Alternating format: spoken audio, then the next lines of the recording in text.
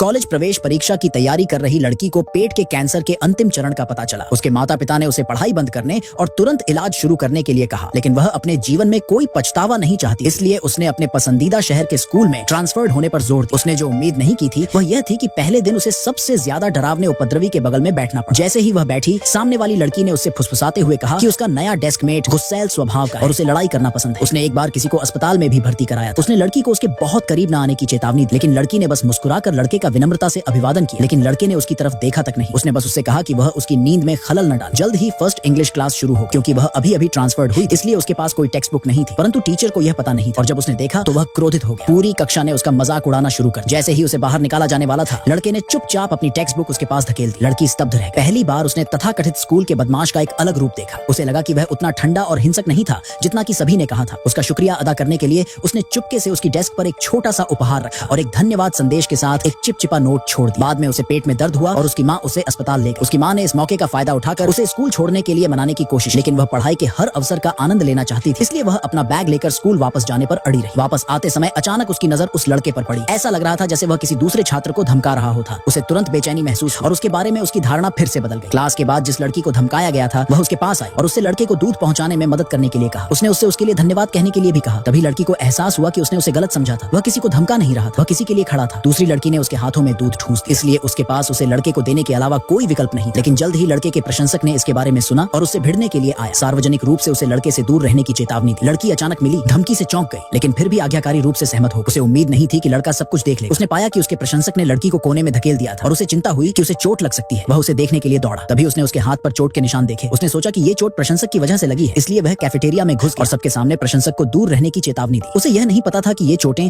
दरअसल लड़की ने खुद अपने पेट दर्द से ध्यान हटाने के लिए बनाई। उस रात लड़की को लड़के के दोस्त से एक संदेश मिला जिसमें कहा गया था कि लड़के ने प्रशंसक के खिलाफ उसके लिए आवाज उठाई। अचानक उसे एहसास हुआ कि हमेशा उदासीन रहने वाला लड़का वास्तव में एक कोमल हृदय वाला। लेकिन अगले दिन प्रशंसक ने फिर से उससे संपर्क और कहा कि वह लड़के को पानी की एक बोतल देना चाहती, लेकिन वह जानता था कि वह इसे सीधे तौर पर स्वीकार नहीं करे, क्योंकि वह लड़की उसकी डेस्कमेट और उसने दावा किया था कि वह उसमें रुचि नहीं रखती, फिर वह उसे दे सकती। इसलिए पानी की बोतल उसके हाथों में जबरदस्ती थमा दी। इसलिए उसने अनिच्छा से ऐसा किया। उसने बोतल लड़के को थमा दी, लेकिन जब उसे पता चला कि यह प्रशंसक की ओर से है तो उसने तुरंत मना कर दिया और कहा कि अगर यह उसकी ओर से होती तो वह इसे ले लेता। दुर्भाग्य से प्रशंसक ने यह बात उस कोने से सुनी जहां वह छिपी हुई थी। उसका चेहरा गुस्से से पीला पड़। उसे लगा कि लड़की ने झूठ बोला है और दिखावा किया है कि वह उसे पसंद नहीं करती। गुस्से में उसने गुंडों के एक समूह को बुलाया और स्कूल के बाद उन्होंने लड़की का रास्ता रोक दिया।